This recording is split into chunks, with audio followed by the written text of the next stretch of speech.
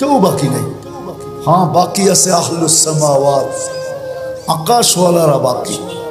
ওয়া আনতাল হাইয়ুল্লাযী লা তামুত, আর আপনি চিরঞ্জীব। আল্লাহ বলবে লাগা আকাশে ঝাড়ু, 7 আকাশে ঝাড়ু দিবে। তারপরে জিজ্ঞাসা করবে এইবার, তো বলবে লা আলাল আরদি ওয়ালা আলাস সামাওয়াত, জমিনও কেউ বাকি নেই, আকাশও কেউ বাকি নেই। ইল্লাল্লাযীনা ইয়াঈশুনা তাহতা আরশি, আপনার আরশের নিচে যারা বিরাজমান এরা বাকি আছে। আর আপনি চিরঞ্জীব, আনতাল হাইয়ুল্লাযী লা তামুত। আল্লাহ বলে লাগাও আমার আরশের নিচে ঝাড়ু, ওইখানেও ঝাড়ু লাগাবে।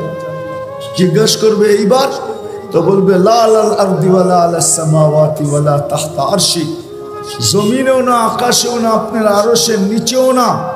ইল্লা ইসনা আশার ওয়া আনতাল হাইয়ুল্লাযী লা তামুত, শুধু 12 জন বাকি, 12 জন। আল্লাহ বলবে নাম বলো, তো বলবে আরবাতু, জিবরিল, মিকাইল, ইসরাফিল, মালাকুল মউত, নাহনু আরবা, আমরা 4 জন। ওয়া সামানিয়াতু মিন হামিলাতি আরশি, আপনার আরশ বহনকারী 8 জন, টোটাল 12 জন বাকি। আল্লাহ বলবে জিবরিল, মিকাইল, ইসরাফিলের মৃত্যু হোক, 3 জন মারা যাবে। এবার জিজ্ঞাসা করবে আল্লাহ এইবার, তো বলবে 9 জন, 8 জন আপনার আরশ বহনকারী, আর আমি আর আপনি চিরঞ্জীব। আল্লাহ বলবে ফালিয়ামুত হামিলাতা আরশি, আমার আরশ বহনকারীদেরও মৃত্যু হোক। তারপরে আল্লাহর আগে জিজ্ঞাসা করবে এইবার বল কে, তো বলবে আনা ওয়া আনতাল হাইয়ুল্লাযী লা তামুত, আমি এবং আপনি চিরঞ্জীব। আল্লাহ বলবে ফাতামুত আনতা, এবার তোমার পালা। লিআন্নী কাতাবতুল মাউতা আলা মান তাহতা আরশি, এটাই আমার সিদ্ধান্ত, এটাই সাইনবোর্ডে লেখা আছে। আমার আরশের নিচে যে আছে তাকে মৃত্যুর স্বাদ পান করতে হবে। আল্লাযী হাইলা ইয়ামুত, যে চিরঞ্জীব, ফাহুয়া ফাওকা আরশি, সে আমার আরশের উপরে বিরাজমান। মালাকুল মউতকে আল্লাহ বলবে ফাতামুত, এবার তোমার পালা। তো সায়ুলকি আলাইহি সাকারাতুল মউত, আল্লাহ মৃত্যুর যাতনা ঢালবেন, তো একটা চিৎকার দিবেন, চিৎকার। বিইজ্জাতিকা ওয়া জালালিক, তোর ইজ্জত আর জালালের কসম, লাউ আলিমতু সাকরাতাল মউত, যদি সামান্যতম মৃত্যুর যাতনা আমার জানা থাকতো, তো মা কাবাস্তু আরওয়াহাল মুমিনিন, কোন মোমেন মুসলমানকে আমি এত কষ্ট দিয়ে নিয়ে আসতাম না। সত্য এটাই, থাকার সুযোগ কারো নাই। চলে আসছি আসল জায়গায়, নিজেকে গইরা নিয়ে যেতে হবে। দুনিয়ার পরিচয় পরিচিতি চলবে না, এটা দুনিয়ার ভিতরে। যালিকা মাতাউল হায়াতিদ দুনিয়া, এটা দুনিয়ার পরিচয় পরিচিতি, এটা দুনিয়ার পরিচয় পরিচিতি। জাআলনাকুম শুউবান ওয়া কাবাইলা লিতাআরাফু, বিভিন্ন বংশে বিভক্ত, বিভিন্ন পেশায় বিভক্ত, এটা দুনিয়ার পরিচয় পরিচিতি। এই জন্য তো আমি বলি, ইচ্ছা করলে আমি দুনিয়ায় সেলিব্রিটি হতে পারি, তাতে কিছু আসে যায় না। দুনিয়ায় বড় আকর্ষণের পাত্র হতে পারে, তাতে কিছু আসে যায় না। দুনিয়ার আকর্ষণের পাত্র সাময়িক। একটু ভালো মতে বুঝি যুবক, যৌবন যতক্ষণ আছে ততক্ষণ তোমার উপরে চোখ উঠতে পারে, আমি মানি। কেউ তোমার জন্য ওড়না গলায় পেঁচাইতে পারে, এটাও মানি। কেউ তোমার জন্য জান দেওয়ার ধমকি দিতে পারে, এটাও মানি। যতক্ষণ যৌবন আছে, যৌবন নাই, তোমার দিকে কেউ চক্ষু উঠায়ও তাকাবে না। বরং তুমি যদি তাকাও তাহলে 1 গাদা গালি দিবে তোমাকে, 1 গাদা গালি, 1 বস্তা গালি দিবে তোমাকে। বলবে বুইরা তো হইলো কিন্তু গাছ বাওয়া ছাড়লো না।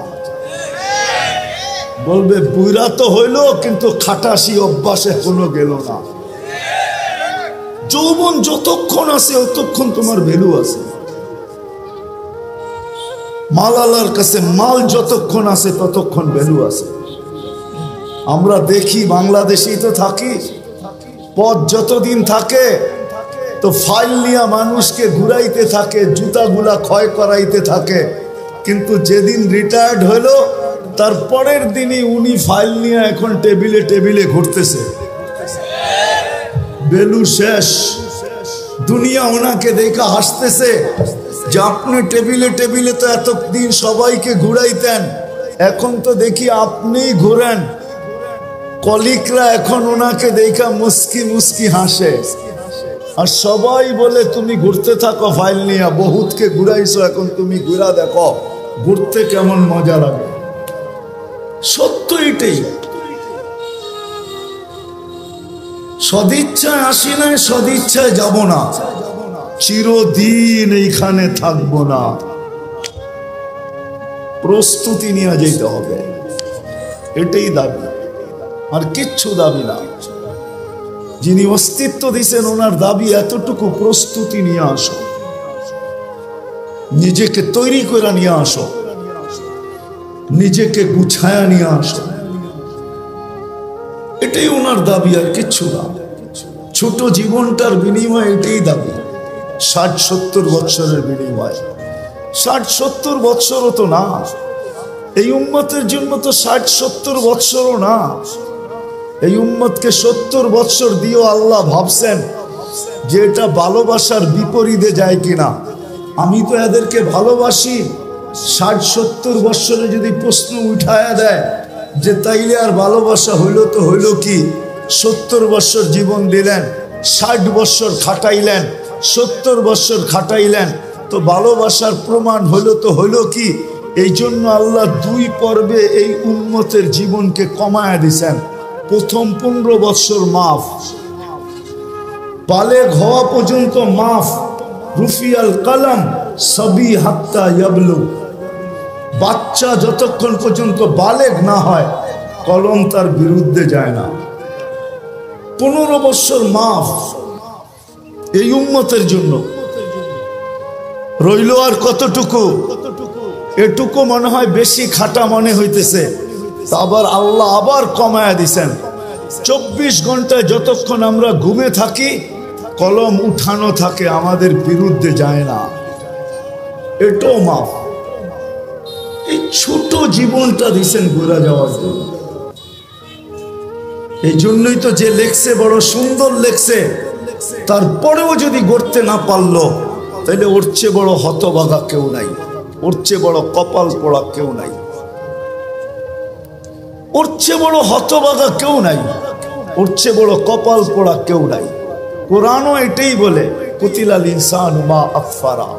মানুষ তোকে অকৃতজ্ঞতা ডুবায়া দিল, তুই অকৃতজ্ঞ হলি তো হলি কি করা? তোর থেকে বেশি তো চাই নাই আমি। 60 বৎসর দিলেও তো 2 পর্বে লম্বা একটা সময় কনসিডার করছি, মাফ করে দিছি। সময়টা তোর বিরুদ্ধে যাবে না, ছোট্ট একটু সময় তোর কাছে থেকে যাবে, এটাও কাজে লাগাইলি না। হায় মানুষ, তোর চেয়ে বড় অকৃতজ্ঞ তো কেউ নাই। কোরআন বলে কুতিলাল ইনসানু মা আকফারা। ও মানুষ, তোর চেয়ে বড় অকৃতজ্ঞ তো কেউ নাই, না শুকরা তো কেউ নাই। বিরাব্বিকাল কারীম, যে আল্লাহ দয়ার ভান্ডারের দরজা পুরাটা খুলে দিল, এই উম্মতের উপরে ভান্ডারটা পুরা ঢাইলা দিল, ওই আল্লাহর থেকে তুই দূরে সরলি তো সরলি কি করে? বিমুখ হলি তো হলি কি করে? এই জন্যই তো এক হাদিসে পাওয়া যায়, যুবক যৌবনে থাইকা, পুরুষ পুরুষত্বে থাইকা, নারী নারীত্বে থাইকা, পদালা পদে থাইকা, আধিপত্যওয়ালা আধিপত্যে থাইকা, সম্পত্তিওয়ালা সম্পত্তি পাওয়ার পরে, মেইলওয়ালা মেইল পাওয়ার পরে, ফ্যাক্টরিওয়ালা ফ্যাক্টরি পাওয়ার পরে, হাটওয়ালা হাট পাওয়ার পরে, বাজারওয়ালা বাজার পাওয়ার পরে, রোডওয়ালা রোড পাওয়ার পরে, ঘাটওয়ালা ঘাট পাওয়ার পরে, প্রত্যেক ব্যক্তি পাওয়ার পরে যখন আল্লাহর থেকে ভুলা যায়, আল্লাহর থেকে দূরে সরে, তো আল্লাহ জিজ্ঞাসা করে কাছের থেকে আয়সা, হাল ওয়াজাদতা আজওয়াদা মিন্নি, আমার চেয়ে বড় দাতার সন্ধান কি তোর কাছে আছে?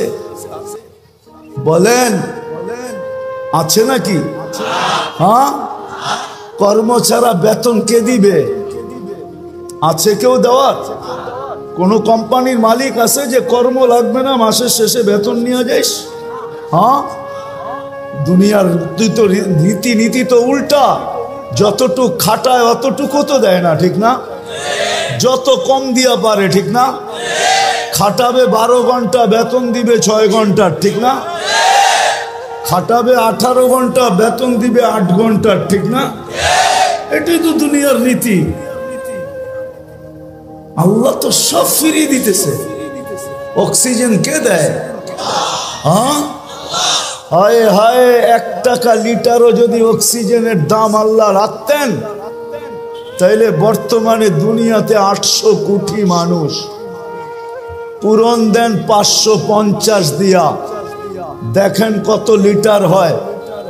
1 টাকা যদি পার লিটার হতো, তাহলে আমাদেরকে ডেলি 550 লিটার অক্সিজেনের জন্য 550 টাকা দিতে হতো।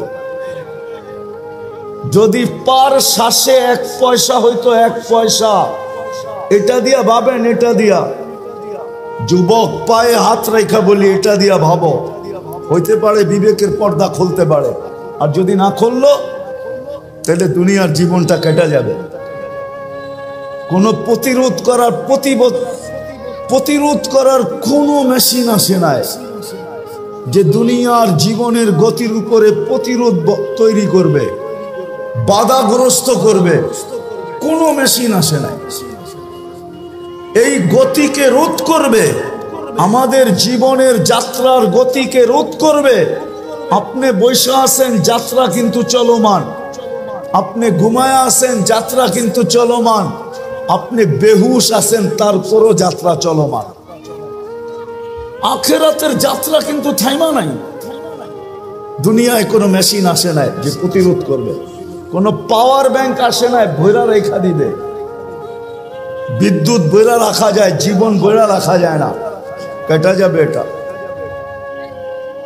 এই জন্য একটু ভালো মতে বুঝি, ভালো মতে বুঝি। শ্বাসের উপরে যদি বিল ধরতেন, তাইলে 1 পয়সা, 1 শ্বাস 1 পয়সা, তাইলে ডেলি 1600 টাকা বিল দিতে হইতো। 1600 টাকা। বিশ্বাস হয় না? 1,60,000 পয়সায় 1600 টাকা হয়। 1,60,000 বা শ্বাস প্রশ্বাস নেই। যদি পার ডায়ালিসিসে 100 টাকা হইতো, পার ডায়ালিসিস। একবার ডায়ালিসিস করতে কয় টাকা লাগে চেয়ারম্যান সাহেব? কত? আরে না, আমি 4 থেকে 4,500 টাকা লাগে। 3,000 ভালো জায়গায় করাইলে 4,500 টাকা। আর যদি আরেকটা আছে গণস্বাস্থ্যতে করাইলে 1200-1300 টাকা লাগে। আচ্ছা, 1000 টাকা ধরলাম। আল্লাহ যদি পার ডায়ালিসিসে 100 টাকা নিতেন, 100, তো ডেলি 3600 টাকা ডায়ালিসিসে দিতে হতো। কেন? আল্লাহ কুদরত দ্বারা আমাদেরকে সুস্থ রাখার জন্য ডেলি 36 বার ডায়ালিসিস করে। 36 বার। একটা প্রযুক্তি বলতেছি, একটা প্রযুক্তি। এই ময়দান যথেষ্ট হতো না যদি একটা প্রযুক্তি লাগানো হতো। একটা প্রযুক্তি যেটা আমাদের শরীরের ভিতরে চলমান। আমাদের শরীরের ভিতরে ডেঙ্গু জ্বর এত বিপজ্জনক কেন? এটা তো জ্বরই, জ্বর তো চিরাচরিত ছিল, এটা এত বিপজ্জনক কেন? কি কারণে জানেন? আরে বলতে পারবেন? কেননা আমাদের একটা রক্তের ব্লাড সেল আছে, এটা হলো হোয়াইট ব্লাড সেল। ডেঙ্গু জ্বর হইতে দেরি, হোয়াইট ব্লাড সেল দ্রুত গতিতে নিচে নামতে দেরি করে না। যদি 10,000 15,000-এ চলে আসে, এটার কমসে কম 1.5 লাখ থাকতে হবে, উপরে 4.5 লাখ। 1.5 লাখের নিচে আসলেই ডাক্তার সারাদিন দেখতে থাকবে যে কত কমতেছে। যদি 10-15-তে চলে আসলো, তো ডাক্তার বলবে এবার রক্ত দেন। যদি রক্ত দিয়ে উপরে না উঠলো, তো ডাক্তারও হাত ধুইয়া বসা যাবে যে মনে হয় আর বাঁচানো যাবে না। এরকম 2টা ব্লাড সেল আছে আমাদের শরীরে, একটা হলো হোয়াইট, একটা হলো রেড, একটাকে বলে লাল, একটাকে বলে সাদা। এই দুইটাকে কন্ট্রোল করার জন্য যদি প্রযুক্তি ব্যবহার হতো তাহলে এই ময়দান ভরা মেশিন লাগতো। আল্লাহ ওটা কুদরত দিয়া ঠিক রাখেন। হায় হায় হায়, আপনি তো জানেন না এটার ভিতরে কি খেলা খেলতেছেন। আমি ডাক্তারি পড়াইতে আসি নাই, খুলতে পারি, সারা রাত্র চলে যাবে। শুধু শুধু তো আল্লাহ বলেন না ওয়াফি আনফুসিকুম আফালা তুবসিরুন। তুই শিক্ষিত তো হইলি বটে, কিন্তু তোর ভিতরে আমি কি কুদরত ফিট করছি ওটা নিয়ে বাবার তোর কোনোদিন সুযোগ হয় না। তুই ভাবিস না, তুই তো ভাবিস আলতু ফালতু জিনিস নিয়া, সারাদিন এটা নিয়ে ভাবিস ওটা নিয়ে ভাবিস। তোর ভিতরে আমি কি ফিট করলাম, তোর ভিতরে আমি কি কুদরত লাগাইলাম, কি প্রযুক্তি লাগাইলাম। তুই সারাদিন প্রযুক্তি নিয়ে ভাবতে থাকিস, প্রযুক্তি নিয়ে বলতে থাকিস, প্রযুক্তি নিয়ে লিখতে থাকিস। ও মানুষ, তোর ভিতরে কি প্রযুক্তি লাগাইলাম এটা তো একবারও দেখলি না। ওয়াফি আনফুসিকুম আফালা তুবসিরুন। তোকে কি চক্ষু দেই নাই? তুই নিজের ভিতরে তাকায় দেখিস না যে তোর এগুলা চলে কি করে? হয় যদি প্রযুক্তি দিয়ে লাগাইতে হইতো তাহলে না জানি এক চোখে 13 কোটি ক্যামেরা। কত? বিশ্বাস মনে হয় না, ঠিক না? আপনাদের বিজ্ঞানেরটাই বলতেছি আমি, কোরআন হাদিসেরটা বলতেছিলাম। এক চোখে 13 কোটি ক্যামেরা, দুই চোখে 26 কোটি ক্যামেরা। 13 কোটি ক্যামেরার তার আল্লাহ নিয়ে গেছেন 1.6 সেন্টিমিটার জায়গা দিয়া, পিছনে নিয়ে গেছেন। পিছনে দুইটা তারকে একসাথে লাগতে দেন নাই। যদি দুইটা একসাথে লাগতো তাহলে ফায়ার হইতো, ফায়ার। আমরা সব উল্টা দেখতাম। 13 কোটি করে 26 কোটি ক্যামেরা। 13 কোটি সরিষা জমা করেন না একটা পাত্রে, দেখেন না পাত্রটা কত বড় হয়। তাইলে এক একটা চোখ জানে এক একটা বড় বড় জাহাজের লাইটের সমান হইতো, ঠিক না? হ্যাঁ, দুইটা এরকম হইতো, রাস্তা দিয়ে হাঁটতেন, কি কন, একজন আরেকজনটা দেখা চিতয়া পড়া যেতেন, ঠিক না? এত বড় বড় লাগতো, এত বড় বড়, এতটুক জায়গার ভিতরে ফিট করছে। যাক, যেটা বুঝাইতেছিলাম শেষ জায়গায় চলে আসছি। মেরে দোস্ত, গুছায়া নিয়ে যেত হবে, প্রস্তুতি নিয়ে যেত হবে, প্রস্তুতি নিয়ে যেতে হবে, নিজেকে গড়া নিয়ে যেতে হবে। সদিচ্ছায় আসি নাই, সদিচ্ছায় যাব না, চিরদিন এখানে থাকবো না, এটাই সত্য। নিজেকে গড়া নিয়ে যেতে হবে, গুছায়া নিয়ে যেতে হবে, প্রস্তুতি নিয়ে যেতে হবে। এই ছোট সময়টার ভিতরে ওইখানে সময় পাওয়া যাবে কিন্তু মূল্য পাওয়া যাবে না। ওইখানে সময় পাওয়া যাবে। আজকে তো সারা দিনে একবার আল্লাহ বলার সুযোগ হয় না। এই মজমায় আছে এরকম যুবক যে সারা দিনে একবার মনের থেকে আল্লাহকে ডাকে না, আল্লাহ বলে না একবার। এই মজমায় আছে সারা দিনে 200 বার আল্লাহ আল্লাহ বলে না, সকালে একবার 100, বিকালে 100। আছে এই মজমায়, বেশিরভাগই এই মজমায়। এই মজমায় আছে এরকম লোক সারা বৎসরে একবার কোরআনটাকে নিয়ে পড়তে তো জানে না, কোরআনটাকে নিয়ে একবার একটা চুমা দেয় না, এরকম করে একটা চুমা দেয় না একবার বৎসরে। রাগ হয়ে গেলেন?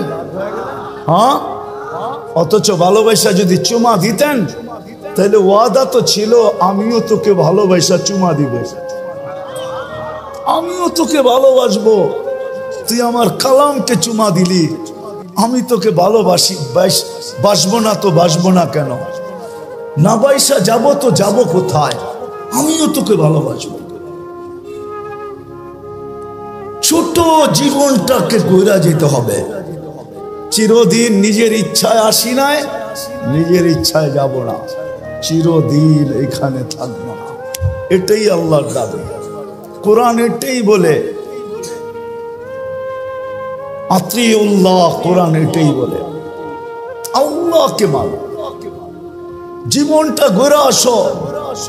কোরআনের দাবি এটাই, জীবন গড়া, প্রস্তুতি নেওয়া। চলে যেতে হবে। কিন্তু আরেকটা কথাও বলে দেই, সন্দেহ মানুষ থাকতে পারে যে মনে হয় দুনিয়ার কিছু ওইখানে, দুনিয়ার টাকা পয়সা চলুক আর না চলুক সম্পর্ক মনে হয় চলবে। হ্যাঁ, ওরকম লোকের সাথে সম্পর্ক হলে চলবে, কিন্তু বাকি অন্য কোনো সম্পর্ক চলবে না। ওরকম লোকের সাথে যদি সম্পর্ক হয়, নিয়ে যাইতেছি আমি, নাইলে চলবে, নাইলে চলবে না। যদি বংশ চলতো তাহলে আবু তালেবের জন্যই চলতো, যদি সম্পর্ক চলতো তাহলে আবু তালেবের জন্যই চলতো। কিন্তু এটা চলবে, প্রস্তুতির সাথে চলবে, প্রস্তুতিহীন চলবে না।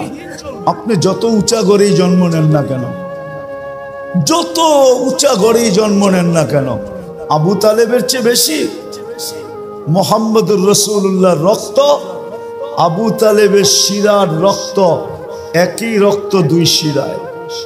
অথচ মুহাম্মদুর রাসূলুল্লাহ সাল্লাল্লাহু আলাইহি ওয়াসাল্লামের দূষিত রক্ত পান করতে দেরি, আল্লাহর রসুলের মুখ থেকে ঘোষণা আসতে দেরি হয় নাই, তোর শরীর জাহান্নামের উপরে হারাম। অথচ আবু তালেবের শরীরে আর মুহাম্মদুর রাসূলুল্লাহর শরীরে একই রক্ত দৌড়াইতেছিল, কোনো কাজে দেয় না। আমাদেরও প্রস্তুতির সাথে সম্পর্ক কাজে দিবে, এটা আমি মানি, এটা আমি অস্বীকার করি না।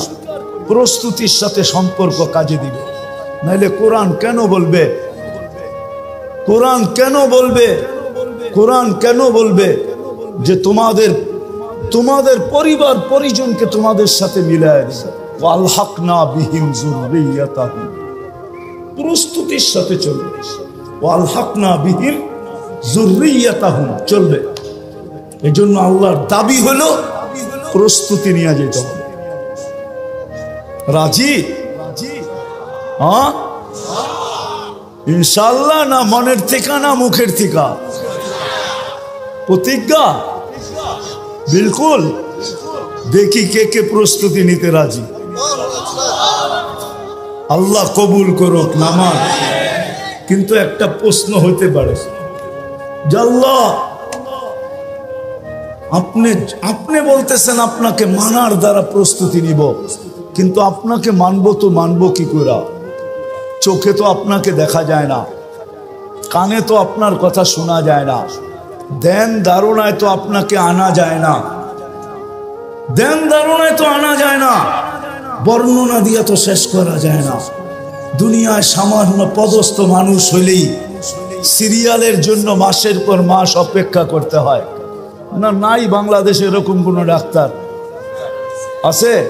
3 মাস 4 মাস আগে সিরিয়াল নিতে হয়, ঠিক না? সামান্য একজন ডাক্তার, ঠিক না? কি আরে রাগ হয়ে গেলেন বুঝি, ঠিক না? কত মানুষ ওনার হাতে ভালো হয়েছে, আবার কত মানুষ ওনার হাতে আজিমপুরেও গেছে, ঠিক না? না যায় নাই, না যায় নাই। বড় ডাক্তারের হাতে মানুষ মরে বেশি, এটা জানেন? হ্যাঁ, ছোট ডাক্তার তো ভয় পায়, এই জন্য খালি রেফার করে। কি করে? সব মুসিবত বড় জনের কান্দে পড়ুক, আমার কান্দে পড়ার দরকার নাই। আবার ও এটাও ভাবে আজিমপুরের কাছ দিয়ে গেলে আমার চেহারা ঢাকা যেতে হবে, খামাখা এটাও দরকার নাই, বড় ডাক্তারের কাছে পাঠায় দেয়, ঠিক না? হ্যাঁ, 1 মাস 2 মাস 3 মাস আগে সিরিয়াল নিতে হয়, ঠিক না?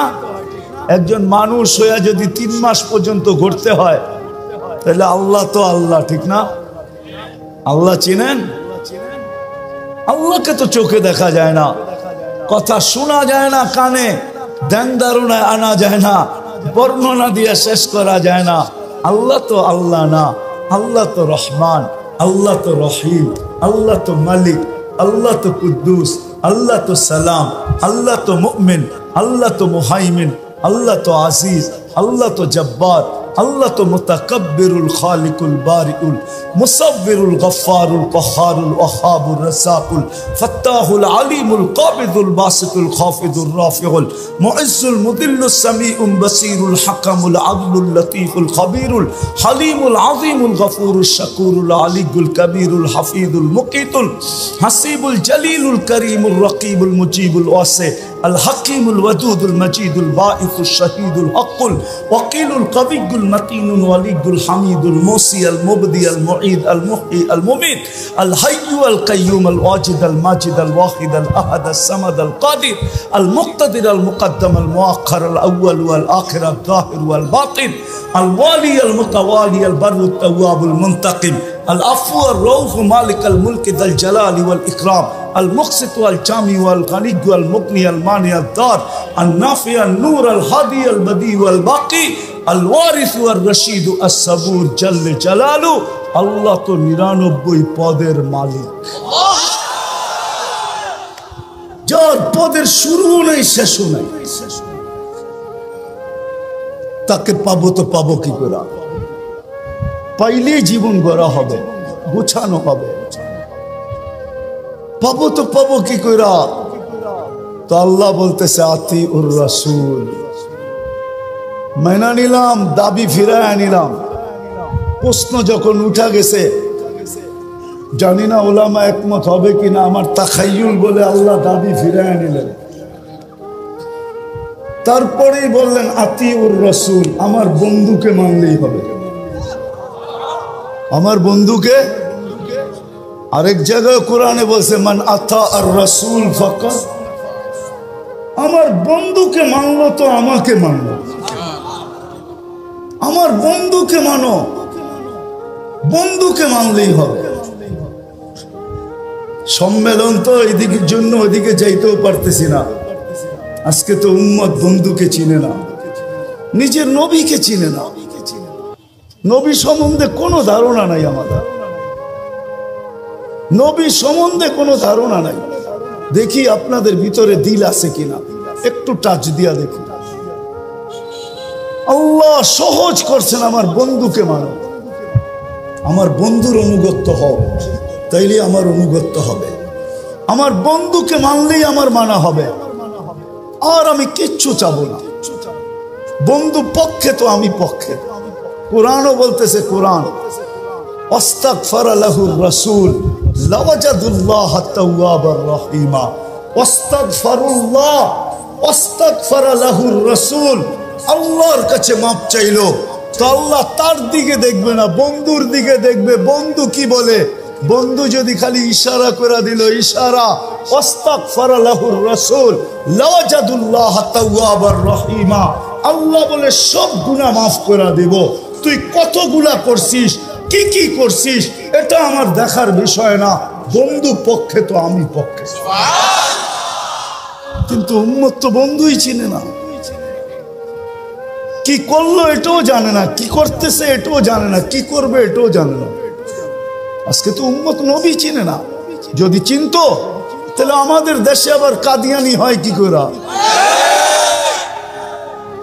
যেখানে মানুষ চিনে আসল নকল চিনে হ্যাঁ যেই ব্যাংকে নকল টাকা চিনার মেশিন থাকে ওই ব্যাংকে কি নকল টাকা জমা দেওয়া যায় নাকি ও তো মেশিনে চেক করে নিবে ঠিক না হ্যাঁ খালি জমা দিতে গেলেই হবে শুধু চেক করে টাকা ছিঁড়া ছেড়া দিবে না বরং হাতকড়ি লাগায়া জেলখানায় ঢুকায়া দিবে তাই না আমাদের দেশে কি করে হয় কাদিয়ানি বুঝা গেল নবী চিনে না নবী ওলামারা রাগ হয়ে যায় না কিন্তু আজকে যুবকরা নবী চিনে না স্কুল কলেজ আলারা চিনে না ইউনিভার্সিটি আলারা চিনে না জেনারেল শিক্ষিত আলারা চিনে না সাধারণ মানুষ নবী চিনে না নবী কি করলো এটা জানে না মা বোনরা চিনে না নাইলে ওই ফাঁদে পা দেয় তো দেখে বরং এটা হয়তো তাও তো আমাদের দেশের না ইম্পোর্টেড জিনিস কি ইনপুট করা বাহিরের জিনিস ঠিক না কাদিয়ান কি আমাদের দেশে নাকি এটা তো পাঞ্জাবে এই দেশে আইসা জায়গা নিল কি করা আমরা চিনি না দেখা জায়গা নেওয়ার সুযোগ পাইছে। যদি চিনতো তাহলে প্রথম যেই ব্যক্তির কাছে আসছিল ওই জিতা পিটা কইরা ভিসা ছাড়া বর্ডারের ওই পারে দিয়ে আসতো। আমাদের উম্মত চিনে না নবীকে, অথচ আল্লাহ তো বলতেছে আমি আমার দাবি ফেরত নিলাম, আমার বন্ধুকে মানলেই হবে, বন্ধুকে মাইনা দেখাও। আর আমরা তো আল্লাহর বন্ধুকে চিনি না, কার উম্মত হইলাম এটাও জানি না। হায় উম্মতে মুহাম্মাদি, সমগ্র মানব জাতির মাথায় মুকুট একটা। কয়টা? কয়টা? কয়টা? ওয়ালাকাদ কাররামনা বনি আদম, শ্রেষ্ঠত্বের একটা মুকুট। আমাদের মাথায় মুকুট কয়েকটা? কয়েকটা, একটা না। শুধু উম্মতে মুহাম্মদি হইতে পারার কারণে প্রথম মুকুট ওয়ালাকাদ কাররামনা বনি আদম, মানুষ হিসাবে একটা মুকুট। দ্বিতীয় আমাদের মাথায় আরেকটা মুকুট, কুনতুম খায়রা উম্মাহ, তোমাদের চেয়ে উত্তম উম্মত নাই, এটা হলো দ্বিতীয় মুকুট। তৃতীয় আরেকটা মুকুট, হুয়াজতাবাকুম, আমি তোমাদেরকে কুদরতি হাত দিয়া নির্বাচিত করছি, এটা আরেকটা মুকুট। আরেকটা দেখাবো, আরেকটাও দেখাই। তোমাদের মাথায় চতুর্থ মুকুট, শুহাদা আলান নাস, শুহাদা ওয়া ইয়াকুনুর রাসূলু শাহীদান আলাইকুম ওয়া তাকুনু শুহাদা আলান নাস। ও উম্মতে মুহাম্মাদি, কিয়ামতের দিন আমি তোমাদেরকে আমার পক্ষে সাক্ষী হিসাবে আমার পাশে দাঁড় করাবো। এই উম্মত সমস্ত উম্মতের উপরে সাক্ষী হবে। বলেন সাক্ষী আর আসামি এক জায়গায় দাঁড়ায়? তাইলে বুঝা গেল আমরা কিয়ামতের মাঠে ইনশাআল্লাহ দাঁড়াবো না, আমরা তো আল্লাহর পাশে দাঁড়াবো। জালালউদ্দিন সুয়ুতি রহমতুল্লাহ আলাইহি লেখছেন, আমরা আরশের পাশে স্টেজ হবে, স্টেজ, আমরা ওই স্টেজে দাঁড়াবো, স্টেজে। অনেক সময় পার হয়ে যাবে যদি আমি মুকুট দেখাইতে থাকি আপনাদের। উম্মত হওয়ার কারণে যে মুকুট দিচ্ছেন, দেখি আজকে দিলের ভিতরে দিল আছে কিনা, বুকের ভিতরে দিল আছে কিনা, লাগে কিনা, দুই একটা শুনায়া দেখি। ওই রসুলকে মানার জন্য হয় হয় যিনি সারা জীবন চোখের পানি কোনোদিন ঝরা থামান নাই, যার চোখের পানি উম্মতের জন্য থামে নাই। জিবরিল জিজ্ঞাসা করছে, মিকাইল জিজ্ঞাসা করছে, আপনি সব সময় কাঁদেন কেন? মা জালা আরাকা তাবকি, আপনি সব সময় কেন কাঁদেন? বলছে জিবরিল, মিকাইল, যেদিন থেকে জান্নাত দেখা আসছি, দুজক দেখা আসছি, উম্মতের জন্য আমার চোখের পানি থামে না, চোখের পানি থামে না। আপনাদেরকে আমি বুঝাইতে পারবো না, এটা বুঝানোর জিনিস না। আচ্ছা চলেন দেখি একটু বুঝতে পারেন কিনা।